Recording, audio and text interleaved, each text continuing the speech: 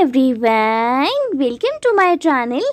आज हम पढ़ेंगे रजनी, ये क्लास 11 हिंदी बुक आरो का चैप्टर 7 है।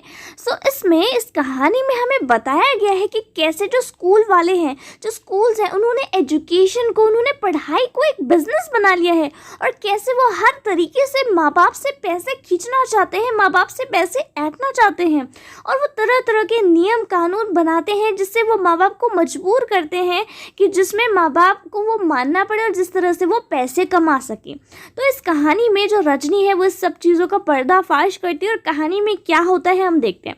तो कहानी शुरू होती है एक सीन से जहाँ पे दिखाया जाता है कि एक मिडिल क्लास फैमिली का फ्लैट है और वहाँ पे एक महिला किचन में कुछ बना रही है, वो बहुत बिजी है। तभी घंटी बजती है और बाई जो है दरवाज़ा खोलती है। तभी जो रजनी है उसका प्रवेश होता है। तो जो रजनी इस कहानी की लीड कैरेक्टर है और वही हमारी इस कहानी में जो प्रॉब्लम्स है उसको सॉल्व करती है। तो जो रजनी है वो आती है, कहती है लीला बेन कहाँ हो, बाजार नहीं चलना क्या। लीला रसोई में से हाथ पोंछते हुए निकलती है और कहती है चलना तो था, पर इस समय तो अमित आ रहा होगा अपना रिजल्ट लेकर। आज उसका रिजल्ट निकल रहा है ना, चेहरे पे बहुत खुशी होती है। रजनी अरे वाह, तब तो मैं मिठाई खाकर ही जाऊंगी। अमित तो पढ़ने में इतना अच्छा है कि फर्स्ट आएगा और नहीं तो सेकंड तो कहीं गया नहीं। तुमको मिठाई भी बढ़िया खिलानी पड़ेगी, सूजी के हलवे से काम नहीं चलने वाला, मैं अभी से बता देती हूँ। लीला नहीं नहीं, मैं तुम्हें अच्छी मिठाई ही खिलाऊंगी, मैंने पहले से ही मंगवा कर रखी है, केसरिया रसमलाई, अमित को बहुत पसंद है ना। रजनी देखा, मुझे अपने घर में ही केसर की सुगंध आ गई थी, बाजार का तो मैं बहाना करके चले आई, वरना तुम तो मुझे काट ही देती। लीला कैसी बात करती हो, मैं एक बार काट भी दूं, लेकिन अमित अपने मुंह में डालने से पहले रसमलाई लेकर तुम्हारे फ्लैट में दौड़ता। मैं कोई भी चीज़ घर में बनाऊं या बाहर से लाऊं, अमित जब तक तुम्हारे भोग नहीं लगा लेता हम लोग खा थोड़ी सकते हैं। रजनी आंटी तो हीरो है इसकी, और दोनों हंसने लगती हैं। रजनी बहुत मिठावी बच्चा है अमित, तुम देखना तो आगे जाकर क्या बनता है। लीला बस सब तुम्हारा ही आशीर्वाद है। फिर घंटी बजती है, लीला एक तरह से दौड़ते हुए दरवाज़ा खोलती है। अमित का प्रवेश रोज़ की तरह भारी बस्ती की जगह एक हल्का सा थैला है। रजनी अमित को बाहों में भरने के लिए दोनों बाहें फैलाते हुए आगे बढ़ाती है। कॉन्ग्रेचुलेशंस अमित, बधाई देने के लिए रजनी आंटी पहले से मौजूद है। अमित का चेहरा उतरा हुआ है, पर दोनों में से अभी तक उस पर किसी का ध्यान नहीं गया। अमित की जो आंखें हैं वो आंसू से भरी हैं और थैले में से रिपोर्ट निकालकर वो माँ की ओर फेंक देता है। लो देखो क्या हुआ मेरे रिजल्ट का। मैंने कितना कहा था कि मैथ में भी मेरी ट्यूशन लगवा दीजिए, वरना मेरा रिजल्ट बिगड़ जाएगा। बस वही हुआ, मैथ में ही तो पूरे नंबर आ सकते हैं, रिजल्ट बिगड़ सकता है। रिपोर्ट रजनी देखने लगती है। लीला उसे अपनी बाहों में भरकर, लीला पर तू तो सारे सवाल ठीक करके आया था, यह आकर पापा के सामने तूने फिर से किया था अपना सारा पेपर, सब तो ठीक था। तेरे पापा ने नहीं कहा था कि 4-5 नंबर भले ही काट ले सफाई वफाई के नाम पर, 95 तो तेरे पक्के हैं। रजनी पर मिले तो कुल 72 ही। फिर दूसरे विषयों के नंबर भी पढ़ने लगती है। इंग्लिश में 86, हिस्ट्री 80, सिविक्स 88, हिंदी 82, ड्राइंग 90, सबसे कम मैथ्स में ही है। तो होंगे ही, ट्यूशन नहीं लेने से मिलते हैं कहीं अच्छे नंबर। सर तो बार बार ही कहते थे कि ट्यूशन कर लो, वरना फिर बाद में मत रोना। लीला अपराधी की तरह सफाई देते हुए, तुझे अंग्रेजी को लेकर थोड़ी परेशानी थी तो सो अंग्रेजी में लगवा दी थी ट्यूशन्स। अब दो विषयों के ट्यूशन्स, फिर लंबी चौड़ी फीस। बेटे अपनी आर्थिक मजबूरी की बात वह शब्दों से नहीं चेहरे से व्यक्त करती है, पर यह तो अंधेरा ही हुआ कि सारा पेपर ठीक हो फिर भी नंबर काट ले। रजनी की भौहें भी एकाएक बल पड़ जाते हैं। वह रोते हुए अमित को खींचकर अपने पास हटा लेती है। रो मत अमित, रोएगा नहीं, समझो, मैं जो पूछती हूँ उसका जवाब देना बस। तुझे अच्छी तरह याद है ना कि तूने पूरा पेपर ठीक किया था। अमित सर हिलाता है। पापा के पास दोबारा पेपर करने से पहले दोस्तों से या किताबों से तो उन सवालों का जवाब तो नहीं देख लिया था? नहीं, जो कि त्यों आकर कर दिए थे, हमको आते थे वो सारे सवाल। मैथ्स के सर कौन है? मिस्टर पाठक। कितने लड़के ट्यूशंस लेते हैं उनसे? 22। साल के शुरू में तो 8 लेते थे, फिर पहले टर्मिनल के बाद से 15 हो गए। हाफ ईयरली के बाद 7 लड़कों ने और लेनी शुरू कर दी। मुझसे भी तभी से कह रहे थे। हाफ ईयरली में तो इसके 96 नंबर आए थे। इसी ने बताया था कि क्लास में सबसे ज़्यादा हैं। रजनी इसके बाद भी कहते थे कि ट्यूशंस लो। हाँ, कॉपी लौटाते हुए कहा था कि तुमने किया तो अच्छा है, पर यह तो हाफ ईयरली है, बहुत आसान पेपर होता है इसका तो। अब अगर ईयरली में भी पूरे नंबर लेने हैं तो तुरंत ट्यूशन लेना शुरू कर दो, वरना रह जाओगे। 7 लड़कों ने तो शुरू भी कर दिया था, पर मैंने जब मम्मी पापा से कहा, उन्होंने बस एक ही जवाब दिया, मम्मी की नकल उतारते हुए, मैथ में तो तू वैसे भी बहुत अच्छा है, क्या करेगा ट्यूशन लेकर। देख लिया, अब 6 पोजीशन आई है मेरी, जो आज तक कभी नहीं आई थी। रजनी डांटते हुए, फिर आंसू। जानता नहीं, रोने वाले बच्चे रजनी आंटी को बिल्कुल पसंद नहीं। मम्मी ने बिल्कुल ठीक ही कहा है और ठीक ही किया। जिस विषय में तुम वैसे ही बहुत अच्छे हो, उसमें लोग क्यों ट्यूशन तो कमज़ोर बच्चे लेते हैं। आप जानती नहीं आंटी, अच्छे बुरे की बात नहीं होती। अगर सर कहें और बार बार कहें तो लेनी होती है, वरना तो नंबर कम हो जाते हैं। रजनी, पेपर अच्छा करो और तब भी नंबर कम हो जाते हैं। हाँ, कितना भी अच्छा करो फिर भी कम हो जाते हैं, जैसे मेरे हो गए। यानी कि अच्छा पेपर करने पर भी कम आते हैं नंबर, सिर्फ इसलिए कि ट्यूशंस नहीं ली थी। यह तो सर की गलती है। गलती नहीं, बदमाशी है। और तू मम्मी से लड़ रहा है, सर से जाकर लड़। अमित इस भाव से सर हिलाता है मानो कितनी बेकार की बात कर रही हो। रजनी आंटी लीला 2 गिलासों में शिकंजी बनाकर लाती हैं। अमित लेने के लिए हाथ नहीं बढ़ाता तो रजनी घुड़कती है, चलो पियो शिकंजी। देखते नहीं चेहरा कैसे पसीना पसीना हो रहा है। दोनों शिकंजी पीने लगते हैं। इस दौरान रजनी कुछ सोच रही है शिकंजी खत्म करके। कल आप 9 बजे तैयार रहिए अमित साहब, आपको स्कूल चलना है। अमित एकदम डर जाता है।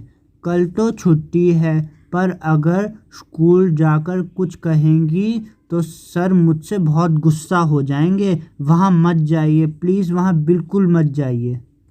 लीला, हाँ रजनी, तुम कुछ करोगी कहोगी तो अगले साल कहीं और ज़्यादा परेशान ना करें इसे। अब जब रहना ही स्कूल में है तो इन लोगों से झगड़ा। रजनी इस बात को बीच में ही काटकर गुस्से से, यानी कि वो लोग जो भी जुल्म ज्यादती करें हम लोग चुपचाप बर्दाश्त करते जाएं। सही बात कहने में डर लग रहा है तुझे, तेरी माँ को। अरे जब बच्चे ने सारा पेपर ठीक किया है तो हम कॉपी देखने की मांग तो कर ही सकते हैं, पता है तो लगे कि आखिर किस बात के नंबर काटे हैं। झुंझलाकर बता तो दिया आंटी आप। रजनी, ठीक है अब बैठकर रो, तुम माँ बेटे दोनों। दंदनाती निकल जाती है, दोनों के चेहरे पर एक असहाय सा भाव। लीला, अब यह रजनी कोई और मुसीबत ना खड़ी कर दे।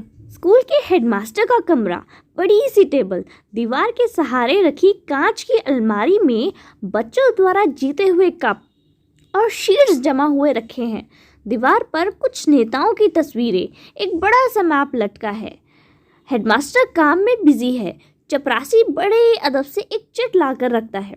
हेडमास्टर कुछ क्षण उसे देखता रहता है। बुलाओ, बैठिए, कहिए मैं आपके लिए क्या कर सकता हूँ। मैं 7th क्लास की अमित सक्सेना की मैथ्स की कॉपी देखना चाहती हूँ, ईयरली एग्जाम्स की, कल ही जिसका रिजल्ट निकला है। सॉरी मैडम, ईयरली एग्ज़ाम की कॉपियाँ तो हम लोगों को नहीं दिखाते हैं। जानती हूँ मैं, लेकिन बात यह है कि अमित ने मैथ्स का पूरा पेपर ठीक किया था, लेकिन उसे कुल 72 नंबर ही मिले हैं। कॉपी देखकर सिर्फ ये जानना चाहती हूँ कि अमित को अपने बारे में कुछ गलतफहमी हो गई थी या गलती एग्जामिनर की है। आप भी कमाल करती हैं, बच्चे ने कहा और आपने मान लिया। अरे हर बच्चा घर जाकर यही कहता है कि उसने पेपर बहुत अच्छा किया है और उसे बहुत अच्छे नंबर मिलेंगे। अगर हम इसी तरह कॉपियाँ दिखाने लग जाएं तो यहाँ तो पेरेंट्स की भीड़ लगी रहे सारे समय। इसलिए तो ईयरली एग्ज़ाम की कॉपियाँ ना दिखाने का नियम बनाया गया है स्कूलों में। देखिए, आप चाहें तो अमित का पूरा रिजल्ट देख सकते हैं। मैथ्स में हमेशा 100% नंबर लेता है। इस साल भी उसने पूरा पेपर ठीक किया। कॉपी देखकर मैं सिर्फ ये जानना चाहती हूँ कि नंबर आखिर कांटे किस बात के हैं। आप बहस करके बेकार ही अपना और मेरा समय बर्बाद कर रही हैं। मैंने कह दिया ना कि इन कॉपियों को देखने का नियम नहीं है और मैं नियम नहीं तोड़ूंगा। नियम यानी कि आपका स्कूल बहुत नियमों से चलता है। What do you mean? I mean what I से। नियम का ज़रा भी ख्याल होता तो इस तरह की हरकतें नहीं होती स्कूल में। कोई बच्चा बहुत अच्छा है किसी विषय में, फिर भी उसे मजबूर किया जाता है कि वो ट्यूशन्स ले। ये कौन सा नियम है आपके स्कूल का? देखिए, ये टीचर्स और स्टूडेंट का अपना आपसी मामला है। वो पढ़ने जाते हैं और वो पढ़ते हैं। इसमें ना स्कूल आता है और ना स्कूल के नियम। इस बारे में हम क्या कर सकते हैं? कुछ नहीं कर सकते आप तो मेहरबानी करके ये कुर्सी छोड़ दीजिए, क्योंकि यहाँ पर कुछ कर सकने वाला आदमी चाहिए जो ट्यूशन्स के नाम पर चलने वाली धांधलियों को रोक सके, मासूम और बेगुनाह बच्चों को ऐसे टीचर्स के शिकंजे से बचा सके जो ट्यूशन्स ना लेने पर बच्चों के नंबर काट लेते हैं। और आप हैं कि कॉपियाँ ना दिखाने के नियम से उनका सारे गुनाह ढक देते हैं। Will you please get out of this room? Ma'am साहब को बाहर ले जाओ। मुझे बाहर करने की ज़रूरत नहीं। बाहर कीजिए उन सब टीचर्स को जिन्होंने आपकी नाक के नीचे ट्यूशन्स का ये घिनौना रैकेट चला रखा है। पर आप तो कुछ कर ही नहीं सकते, इसलिए आप मुझे ही कुछ करना पड़ेगा और मैं करूँगी। देखिएगा आप। जाने किस किस को भेज देते हैं भीतर। मैंने तो आपको स्लिप लाकर दी थी साहब। हेडमास्टर गुस्से में स्लिप की चिंदी चिंदी करके फेंक देता है, कुछ इस भाव से मानो रजनी ने ही चिंदियाँ बिखेर रखी हो। नया दृश्य, रजनी का फ्लैट।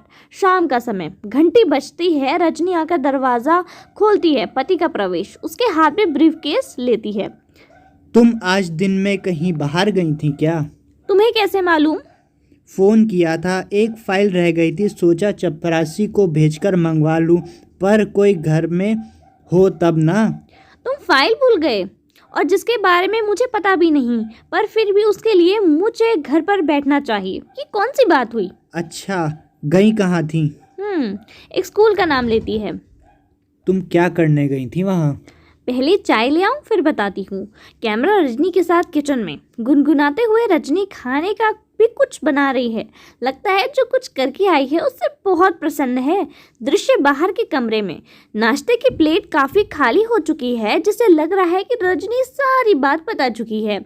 बोलती बंद करती है हेडमास्टर साहब की। जवाब देते नहीं बना तो चिल्लाने लगे, पर मैं क्या छोड़ने वाली हूँ इस बात को।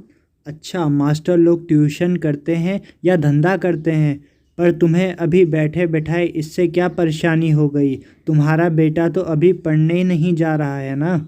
रजनी, यानी मेरा बेटा जाए तभी आवाज़ उठानी चाहिए, अमित के लिए नहीं उठानी चाहिए। और जो इतने इतने बच्चे इसका शिकार हो रहे हैं उसके लिए नहीं उठानी चाहिए। सब कुछ जानने के बाद भी नहीं उठानी चाहिए। ठेका लिया है क्या तुमने सारी दुनिया का? देखो, तुम मुझे फिर गुस्सा दिला रहे हो रवि। गलती करने वाला तो है ही गुनहगार, पर उसे बर्दाश्त करने वाला भी कम गुनहगार नहीं होता, जैसे लीला बहन और कांति भाई और हजारों हजारों माँ बाप। लेकिन सबसे बड़ा गुनहगार तो वो है जो चारों तरफ अन्याय, अत्याचार और तरह तरह की धांधलियों को देखकर भी चुप बैठा रहता है, जैसे तुम नकल उतारते हुए। हमें क्या करना चाहिए? हमें कोई ठेका ले रखा है दुनिया का? माय फुट उठकर भीतर जाने लगती है, जाते जाते मुड़कर। तुम जैसे लोग के कारण ही इस देश में कुछ नहीं हो सकता, कुछ हो भी नहीं सकता, और अंदर चली जाती है। बेहद हताश भाव से दोनों हाथ से माथा थामकर चढ़ा दिया सूली पर। नया दृश्य, डायरेक्टर ऑफ एजुकेशन के ऑफिस का बाहरी कक्ष। कमरे के बाहर उसके नाम और पद की तख्ती लगी है, साथ ही मिलने का समय भी लिखा है। एक स्टूल पर चपरासी बैठा है। सामने की बेंच पर रजनी और 3-4 लोग और बैठे हैं जो प्रतीक्षा कर रहे हैं। रजनी के चेहरे से बेचैनी टपक रही है, बार बार घड़ी देखती है। मिलने का समय समाप्त होता जा रहा है। रजनी चपरासी से, कितनी देर और बैठना होगा? हम क्या बोलेगा, जब साहब घंटी मारेगा बुलाएगा तभी तो ले जाएगा। बहुत बिजी रहता है ना साहब। यह तो लोगों से मिलने का समय है, ना जाना किसमें बिजी बनकर बैठ जाते हैं। चपरासी दूसरी तरफ देखने लगता है। कैमरा ऑफिस के अंदर चला जाता है। साहब मेज पर पेपर वेट घुमा रहे हैं, फिर घड़ी देखता है, फिर घुमाने लगता है। बाहर एक आदमी आता है, अपने नाम की स्लिप के नीचे 5 रुपए का एक नोट रख कर देता है और चपरासी का कंधा थपथपाता है। चपरासी हंसकर भीतर जाता है, लौटकर उस आदमी को तुरंत अपने साथ ले जाता है। रजनी के चेहरे पर तनाव घूरकर चपरासी को देखती है। थोड़ी देर में आदमी बाहर निकलता है। रजनी उठकर दनदनाती हुई भीतर जाने लगती है। अरे अरे, किधर कूद जाता, अभी घंटी बजा क्या? घंटी तो मिलने का समय खत्म होने तक बजेगी भी नहीं। दरवाजा धकेल कर भीतर चली जाती है। अरे कैसी औरत है, सुनतीच नहीं। वहां बैठे 2-3 लोग हंसने लगते हैं। दृश्य कमरे के भीतर निर्देशक कुर्सी से पीठ टेककर सिगरेट पी रहा है। रजनी को देखकर आश्चर्य हो जाता है। आपको स्लिप भेजकर भीतर आना चाहिए ना। रजनी मुस्कुराकर, स्लिप तो घंटे भर से आपकी चपरासी की जेब में पड़ी है और शायद 2-4 दिन चक्कर लगवाने तक पड़ी ही रहेगी। क्या कह रही हैं आप? तो क्या ये सीधी साफ सी बात भी मुझे ही समझानी होगी आपको? खैर अभी छोड़िए इस बात को। इस समय मैं आपके पास किसी दूसरे ही काम से आई हूँ। कहिए। देखिए, मैं स्कूलों, विशेषकर प्राइवेट स्कूलों और बोर्ड के आपसे रिलेशंस के बारे में कुछ जानकारी इकट्ठा कर रही हूँ। कोई रिसर्च प्रोजेक्ट है क्या? Very interesting subject. बस कुछ ऐसा ही समझ लीजिए। कहिए, आप क्या जानना चाहती हैं? जिन प्राइवेट स्कूलों को आप रिकॉग्नाइज कर लेते हैं, उन्हें बोर्ड शायद 90% ग्रांट देता है। ज़रा गर्व से। जी हाँ, देता है। बोर्ड का काम ही यह है कि शिक्षा के प्रचार प्रसार में जितना भी हो सके सहयोग करे। It's our duty madam. जब इतनी बड़ी ऐड देते हैं तो आपका कोई कंट्रोल भी रहता होगा स्कूल पर। ऑफ कोर्स, बोर्ड के बहुत से ऐसे नियम हैं जो स्कूल को मानने होते हैं। स्कूल मानते हैं। सिलेबस बोर्ड होता है।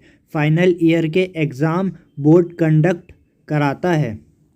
स्कूलों में आजकल प्राइवेट ट्यूशन्स का जो सिलसिला चला हुआ है, ट्यूशन्स क्या बच्चों को लूटने का धंधा चला हुआ है, उसके बारे में आपका बोर्ड क्या करता है? बड़े सहज भाव से। इसमें धंधे की क्या बात है? जब किसी का बच्चा कमज़ोर होता है तभी उसके माँ बाप ट्यूशन लगवाते हैं। अगर लगे कि कोई टीचर लूट रहा है तो उस टीचर से ना लें ट्यूशन, किसी और के पास चले जाएं। यह कोई मजबूरी तो नहीं। बच्चा कमज़ोर नहीं, होशियार है, बहुत होशियार। उसके बावजूद उसका टीचर लगातार उसे कोचता रहता है कि वह ट्यूशन्स ले वरना पछताएगा। लेकिन बच्चों के माँ बाप को ज़रूरत नहीं लगता और वो नहीं लगवाते। जानते हैं क्या हुआ? मैथ्स का पूरा पेपर ठीक करने के बावजूद उसे कुल 72 नंबर मिलते हैं। जानते हैं क्यों? क्योंकि उसके टीचर के बार बार कहने पर भी ट्यूशन्स नहीं ली। Very sad. हेड मास्टर को एक्शन लेना चाहिए ऐसे टीचर के खिलाफ। क्या खूब। आप कहते हैं कि हेडमास्टर को एक्शन लेना चाहिए। हेडमास्टर कहते हैं कि मैं कुछ नहीं कर सकता। तब करेगा कौन? मैं पूछती हूँ कि ट्यूशन्स के नाम पर चलने वाले इस घिनौने रैकेट को तोड़ने के लिए दखल अंदाजी नहीं करनी चाहिए आपको और आपके बोर्ड को? लेकिन हमारे पास तो आज तक किसी पेरेंट ने इस तरह की कोई शिकायत नहीं आई। यानी कि शिकायत आने पर ही आप इस बारे में कुछ कर सकते हैं, कुछ सोच सकते हैं। वैसे शिक्षा के नाम पर दिन दहाड़े चलने वाली इस दुकानदारी की आपको, आपकी बोर्ड ऑफ एजुकेशन को कोई जानकारी नहीं, कोई चिंता ही नहीं। कैसी बात कर रही हैं आप? इतने इम्पोर्टेंट मैटर्स रहते हैं हम लोगों के पास। अभी पिछले 6 महीने से तो नई शिक्षा प्रणाली को लेकर ही कितने सेमिनार्स ऑर्गेनाइज किए हैं हमने। ओह, इम्पॉर्टेंट मैटर्स, नई शिक्षा प्रणाली। अरे पहले इस शिक्षा प्रणाली के छेदों को तो रोकिए, वरना बच्चों के भविष्य के साथ साथ आपकी नई शिक्षा प्रणाली भी छनकर गड्ढे में चली जाएगी। थोड़े गुस्से के साथ, आप ही पहली महिला हैं और हो सकता है कि आप ही आखिरी हो जो इस तरह की शिकायत लेकर आई हैं। ठीक है, तो फिर आपके पास शिकायत का ढेर ही लगवा के रहूंगी। झटके से उठकर बाहर चली जाती है, निदेशक देखता रहता है, फिर कंधा उचका देता है। अब मोन्टाज के कुछ दृश्य दिखाए जाएं। रजनी फोन कर रही है, मेज पर कुछ पत्र रखे हैं और रजनी एक रजिस्टर में उसके नाम पते उतार रही है। साथ साथ 1-2 महिलाएं और भी हैं। फिर एक के बाद एक 3-4 घरों में माँ बाप से मिल रही है, उन्हें समझा रही है। साथ में लीला बेन और 3-4 महिलाएं और भी हैं। दृश्य समाप्त। नया दृश्य, किसी अखबार का दफ्तर, कमरे में संपादक बैठा है, साथ में 3-4 स्त्रियों के साथ रजनी बैठी है। आपने तो इसे बाकायदा एक आंदोलन का रूप ही दे दिया। बहुत अच्छा किया। इसके बिना यह चीज़ें बदलती भी तो नहीं हैं। शिक्षा के क्षेत्र में फैली इस दुकानदारी को तो बंद होना ही चाहिए। आप भी महसूस करते हैं ना ऐसा? तो फिर साथ दीजिए हमारा। अखबार यदि किसी इशू को उठा ले और लगातार उस पर चोट करता रहे तो वह थोड़े से लोगों की बात नहीं रह जाती, सबकी बन जाती है। आंख मूंद कर नहीं रह सकता फिर कोई इससे। आप सोचिए ज़रा, अगर इसके खिलाफ कोई नियम बनता है तो कितने पेरेंट्स को राहत मिलेगी, कितने बच्चों का भविष्य सुधर जाएगा, उन्हें आपकी मेहनत का फल मिलेगा, माँ बाप के पैसे का नहीं। शिक्षा के नाम पर बचपन से ही उनके दिमाग में यह तो नहीं भरेगा कि पैसा ही सब कुछ है। संपादक हंसकर, बस मैं समझ गया आपकी सारी तकलीफ, आपका सारा गुस्सा। तो फिर दीजिए हमारा साथ, उठाइए इस इशू को, लगातार लिखिए और धुआंधार लिखिए। इसमें आप अखबार वालों को अपने साथ ही पाएंगी। अमित के उदाहरण से आपकी सारी बात मैंने नोट कर ली है। एक अच्छा सा राइट अप तैयार करके पीटीआई के द्वारा मैं एक साथ फ्लैश करवाता हूँ। एक काम और कीजिए, 25 तारीख को हम लोग पेरेंट्स की एक मीटिंग कर रहे हैं। राइट अप के साथ इसकी सूचना भी दे दीजिए तो सब लोग तक खबर पहुंच जाएगी। व्यक्तिगत तौर पर तो हम मुश्किलों से 100-125 लोगों तक से संपर्क कर पाए हैं, वो भी रात दिन दौड़ भाग करके। अधिक से अधिक लोगों के आने के आग्रह के साथ सूचना दीजिए। सब लोग हंस पड़ते हैं। ये हुई ना बात। नया दृश्य, मीटिंग का स्थान, बाहर कपड़े का बैनर लगा हुआ है। बड़ी संख्या में लोग आ रहे हैं और भीतर जा रहे हैं। लोग खुश हैं, लोगों में जोश है। विरोध और विद्रोह का पूरा माहौल बना हुआ है। दृश्य कटकर अंदर जाता है, हॉल भरा हुआ है। एक और प्रेस वाले बैठे हैं, इसे बाकायदा फोकस करना है। एक महिला माइक पर से उतरकर नीचे आती है। हॉल में तालियों की गड़गड़ाहट है। अब मंच पर से उठकर रजनी माइक पर आती है। पहली पंक्ति में रजनी के पति भी बैठे हैं। भाइयों और बहनों, इतनी बड़ी संख्या में आपकी उपस्थिति और जोश ही बता रहा है कि अब हमारी मंजिलें दूर नहीं है। इन 2 महीनों में लोगों से मिलने पर इस समस्या के कई पहलू सामने आए। कुछ अभी आप लोगों के ने भी यहाँ सुने। यह भी सामने आया कि बहुत से बच्चों के लिए ट्यूशन ज़रूरी भी है। माँ इस लायक नहीं होती कि अपने बच्चों को पढ़ा सके और पिता ज़रा रुक कर, जैसे कि वे घर के और किसी काम में ज़रा सी भी मदद नहीं करते, बच्चों को भी नहीं पढ़ाते। तब कमज़ोर बच्चों के लिए ट्यूशन ज़रूरी भी हो जाती है।